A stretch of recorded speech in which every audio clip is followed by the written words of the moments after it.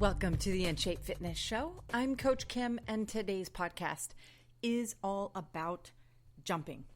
Now, jumping in fitness is not something that you might get too excited about, but it is an area of fitness that I happen to love. And you can't start talking about jumping and not talk about the most recent news about Simone Biles. So I'm going to start by talking about this Olympic athlete who just inspires me, inspires my daughter, even though she's not a gymnast, nor does she really want to be one. But watching Simone Biles, all the women's gymnastics team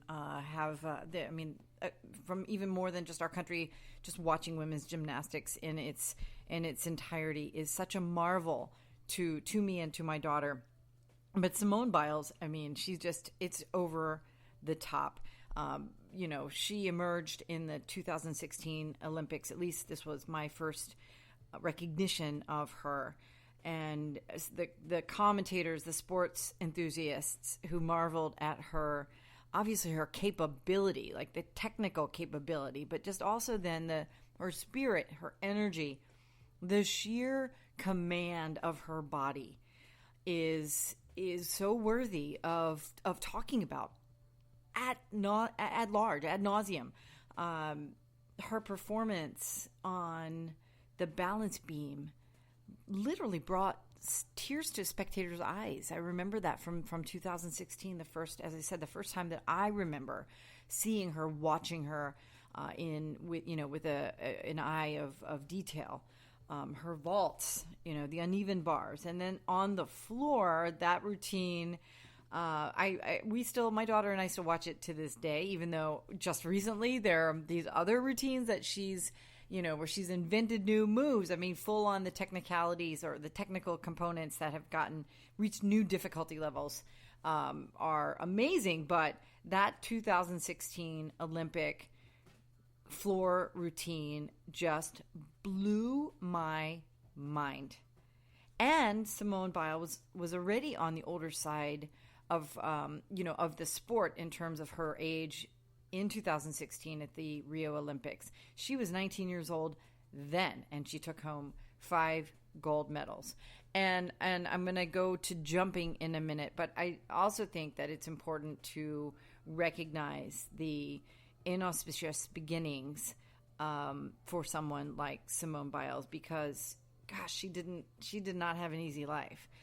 She was not a coveted sort of youth ambassador of her sport at the really, really early age that some of the other more privileged participants in the sport have experienced. And I think that is also really, really interesting about her. She wrote a book.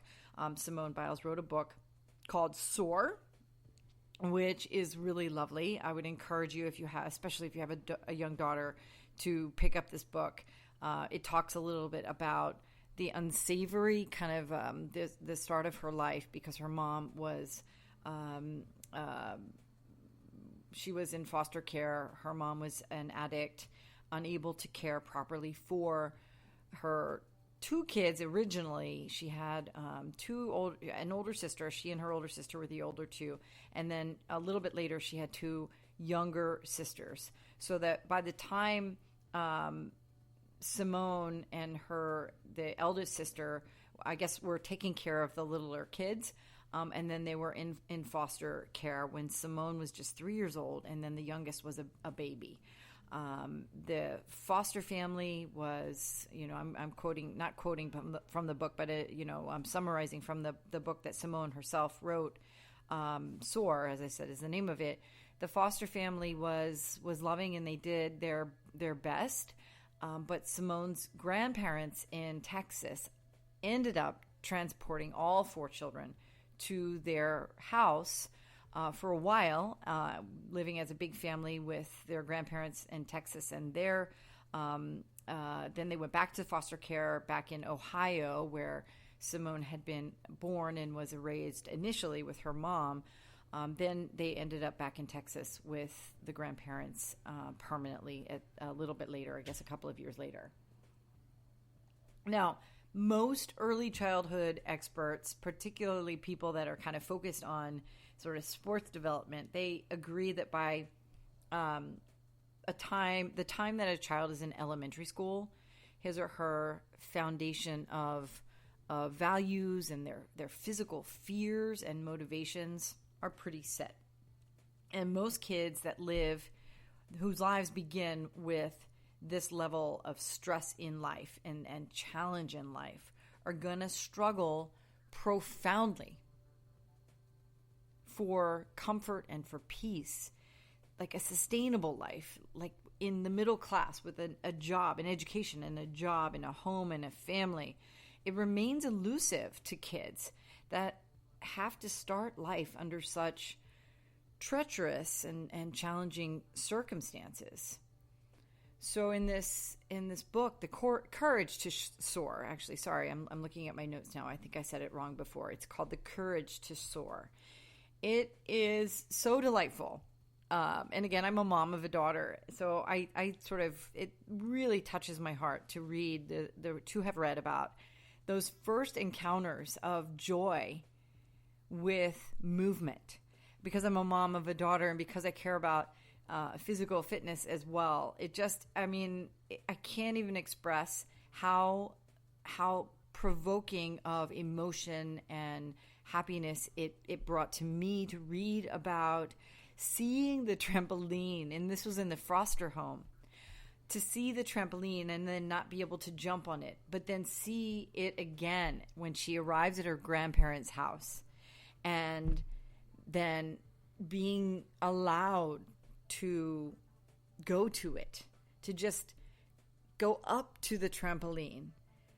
These are my words now, but it seems like it was leading a fish to water. She wrote about how she saw the trampoline out of the window from the second floor. And then once she had the permission to jump on it, that was it. She was there. And that's where she soared, her first opportunity to jump, and to sort of make contact and use her body in a way that seemed so incredibly natural. Now, schools in our country have de-emphasized physical education so much. I might have mentioned this before, but if you have been reading or listening to my podcast or reading blog posts and stuff that I write on social media, you probably know that I spend a lot of time working as a volunteer elected parent for the public school system in New York City, which is a huge school system. If you're not from New York City and you're listening to this, just know that our school system's budget in New York City, just the budget for the New York City school system, is bigger than the city budgets of every other city in this country, including Los Angeles, which is the next biggest metropolitan area. Our system is a small government. It's just the education system. It's 1.1 million students, hundreds of thousands of employees, including teachers and administrators, staff, etc. It upsets me so much that physical education has been lost to such a degree. And even recess is hard. We're hard pressed to we have to fight for our right to give our kids recess in some ways in our culture in the United States, where the stakes are so high, where there's so much focus on standardized testing and on integration. Important things for sure. But in our school board, of which I am the president, we actually went to the length of passing a policy resolution about recess, and because restrictions on recess have become common for punitive measures, for disciplinary action. So I'm getting off topic a little bit, but schools, it's important to sort of recognize, because Simone Biles came to the activity of jumping, something that seems so natural to her. And of course it was fostered with, by virtue of her grandparents' real love for seeing her happy and seeing her skills, and then fostering that, sort of cultivating that through gymnastics, outside of the school, which is what most people do. But playground activity and natural physical fitness has lost its luster with the young people of our country en masse. Now, there are this sort of sports prodigies, the desire to get college scholarship money through the conduit of expertise in a particular sport, that sort of thing. But our kids are spending way too much time now playing video games, sitting at home with their portable devices, gaming and using technology to interact with their friends. They're simply not moving around as much. And as a result of this sedentary childhood, with the less emphasis placed on physical movement in the schools, fewer and fewer children are entering their adult lives equipped to sustain the kind of life that can be enjoyable, and I talk about this all the time, plus medicine free and medical intervention free and pain free. All right, so let alone the launching into the air, the back twists, the layouts, the handless cartwheels, and the wolf turns. The wolf stand, which, by the way, if you've trained with me, you know, if we get to the point where we're feeling pretty frisky in a workout, I might ask a client to attempt to get all the way into a frog squat, all the way down onto the floor, with feet flat on the floor, and then to extend one leg straight out in front of the body without the heel touching the floor and without your hands holding onto the floor.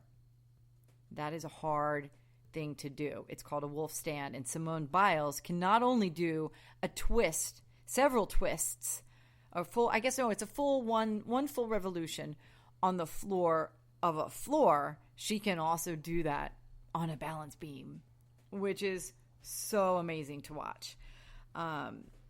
Most people can't even get down onto the floor with both feet. Their heels come up, their knees open wide. They have to put a hand down. So wolf turns are pretty incredible sight to see. And a majority of human beings also just avoid their time jumping completely. They won't jump. Jumping jacks, I see the modifications to jumping jacks. They won't jump rope. Bouncing around on one of those pogo sticks or hippity hop. All that stuff is kind of gone from the mainstream American culture. Now, privileged kids affluent kids, middle class and affluent kids take tumbling classes and structured gymnastics a lot. It's one of the more popular after school / weekend activities that I see amongst some of the kids that are, I kind of see all the time on the Upper West Side and Harlem in Manhattan and New York City. But they don't go home and spend their time just that's what they do, practicing their moves. At least most of them don't. Most move on from one structured activity to their homework or to another structured activity, and then on and on and on. The exceptions, like in the case of Simone and then the other gals that were on the team, the other amazing gymnasts in Rio and who will be traveling to Tokyo this coming year. They practice at home, they practice in the playground, they practice in the yard at school, pretty much, down the hall, whatever. My daughter got the opportunity, though we don't do this every summer, but she's taken classes at a place in Tidewater, Virginia, an enterprise that's actually been around since I was a little girl because my sister did this, where, the competitive gymnasts, they start with a couple times a week and then they end up just going there all the time. They spend 5 days a week after school, and the kids that go the farthest are the ones that the people that own the place, they just see them, they just basically stay there and they're goofing off, doing their cartwheels and their back bends and their jumps in their backyards. To gymnasts, jumping is a natural movement.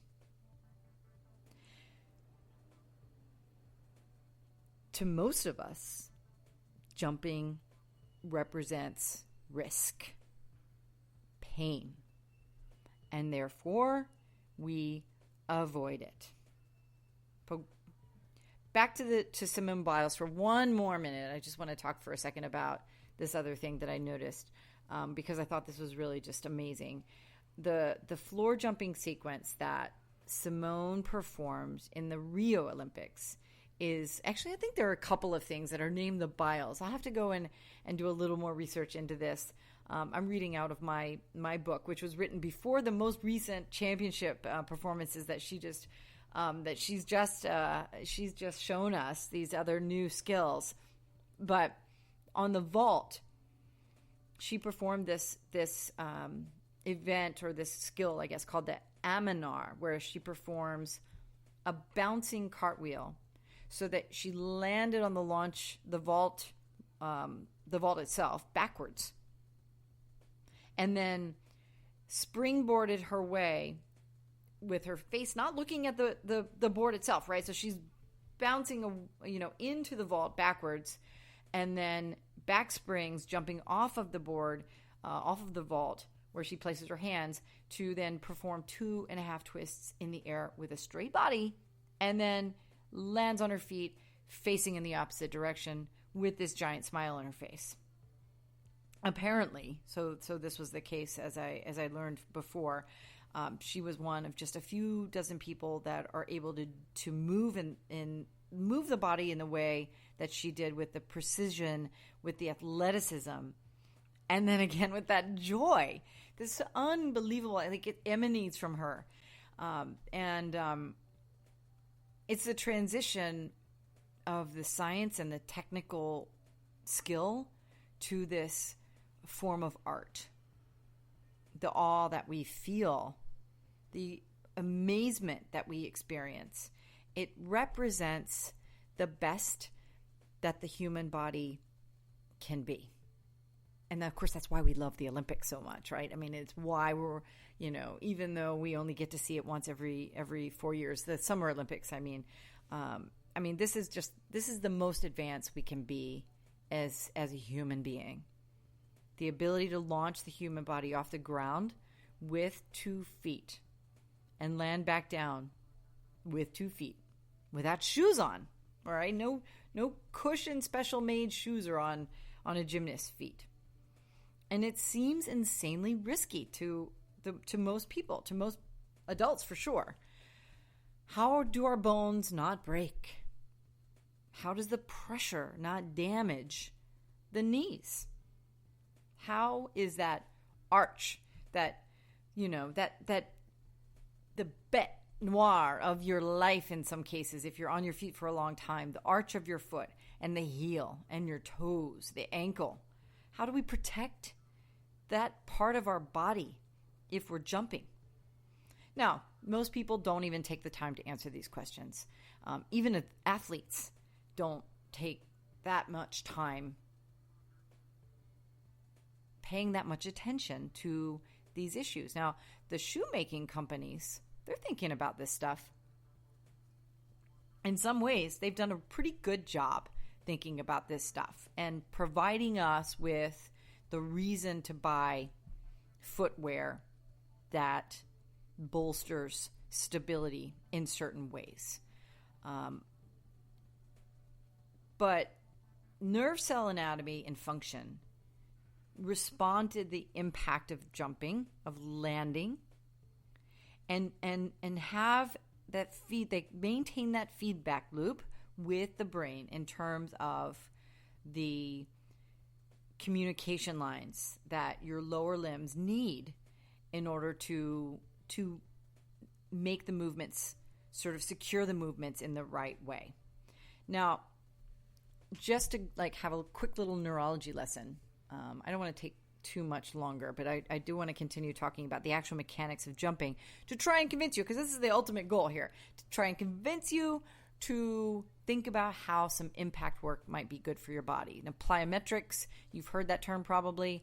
What it basically means is jumping, right? Or impact that helps not only burn calories and maybe lose weight or whatever, but to increase the neuromuscular response that your body's lower limbs have to the rest of the body.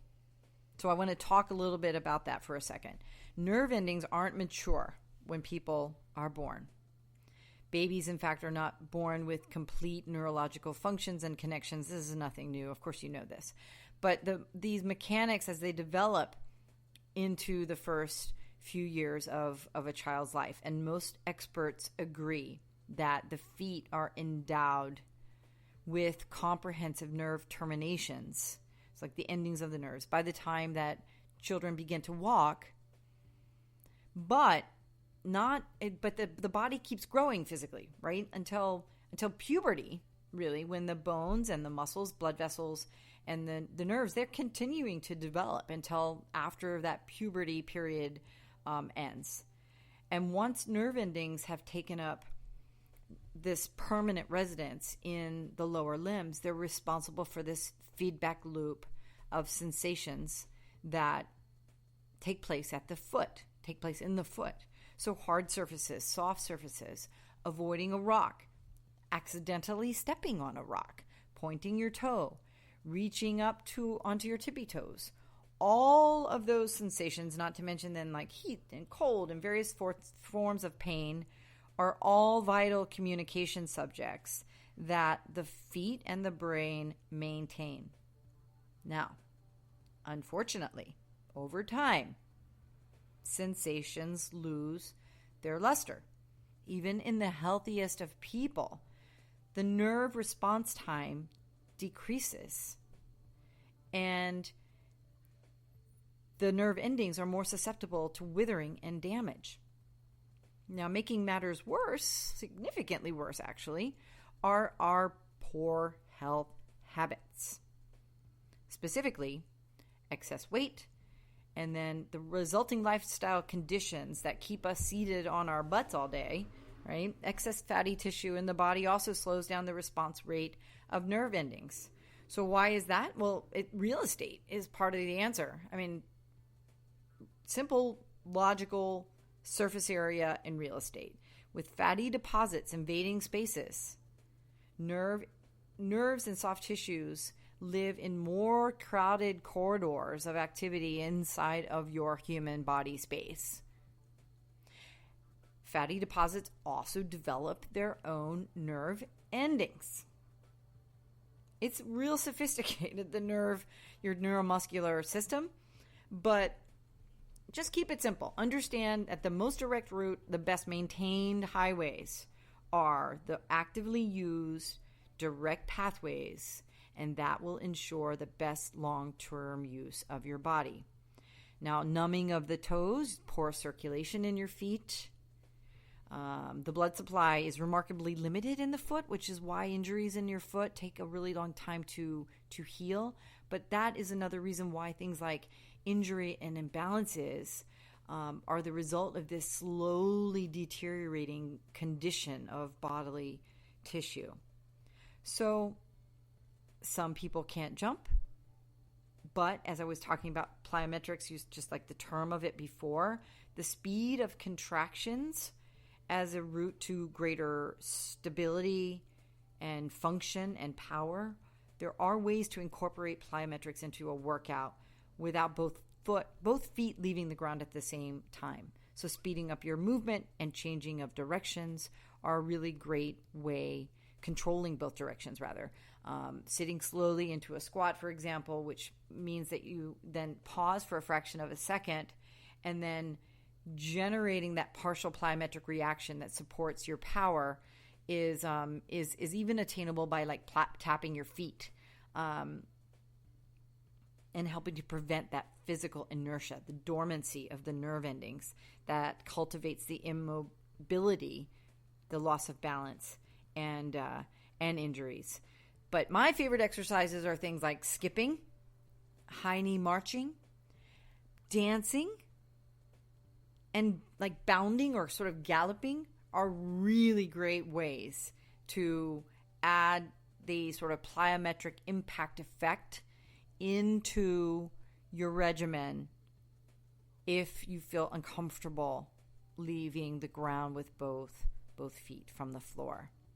So I'm going to leave it at that. If you have questions about how to add plyometrics into your workouts, please direct message me through the